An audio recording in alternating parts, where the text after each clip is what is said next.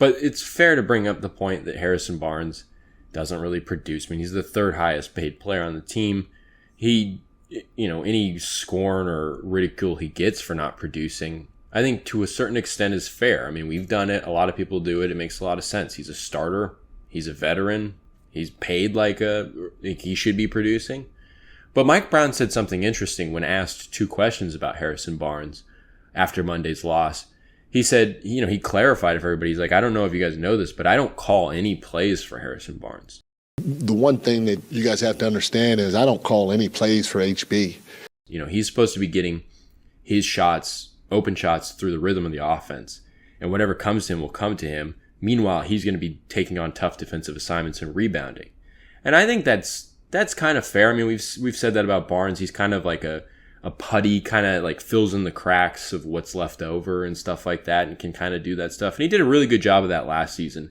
Maybe he's lacking in it a little bit this season. But I almost want to ask the question, he's a veteran. He's proven to be a pretty good scorer and a good catch and shoot guy. And he is the third highest paid player on the team. Do you think they should be calling plays for Harrison Barnes? I mean, I don't see why not. How many points did he score against the Pelicans? 4? 4, yeah. Yeah, it's like, I get it. I mean, Barnes gets a lot of flack, right? Because he goes through these stretches where he puts up games like he did last night. But again, how many shot attempts did he have? 4? 3. Just 3. 3. Yeah, exactly. So it's hard to dog on the guy from what Brown said, right? He's not getting drawn up any plays. So it's like, why? He's only shooting it 3 times. It's not like Barnes is a guy who's not going to shoot the ball if he has an open shot. That dude shoots the ball. I mean, yeah, draw this guy up some plays, or just, it doesn't have to be like a crazy play. I think he's great in the low post. I mean, maybe make that a focal point, especially when the Kings need a bucket. There was a couple times in that Pelicans game where the Kings were getting the stops they needed against the Pelicans, and they could not buy a bucket on the other side of the floor.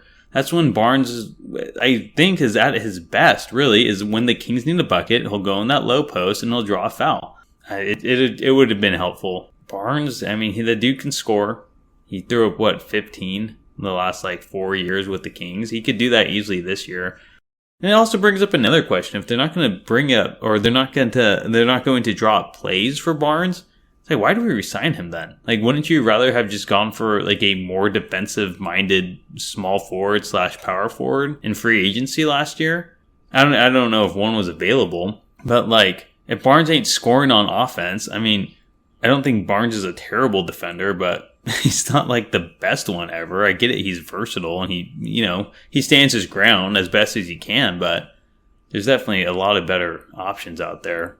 I get it. He's a great 3-point shooter, but if he's only putting up 3 shots like he did in an important game, the most important game in December, what's the point? What's the point of having him? Is that how it's going to be in the playoffs?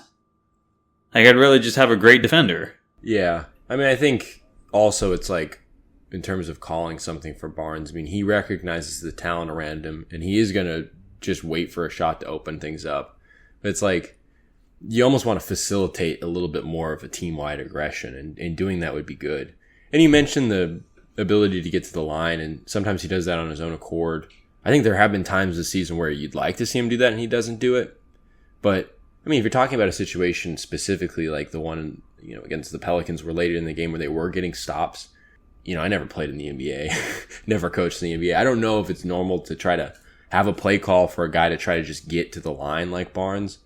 But that would not have been a bad thing, because you'd be getting the shots with the free throws, and that would also be facilitating better defensive play because, the Pelicans would have to be taking it out from the net. You'd have a set defense, all of that.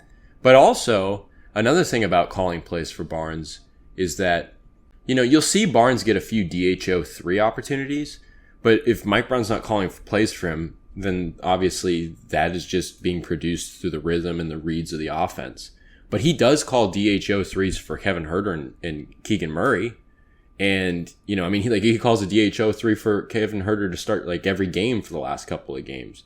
And it doesn't have to be a lot. It could be 1, 2, 3 a game.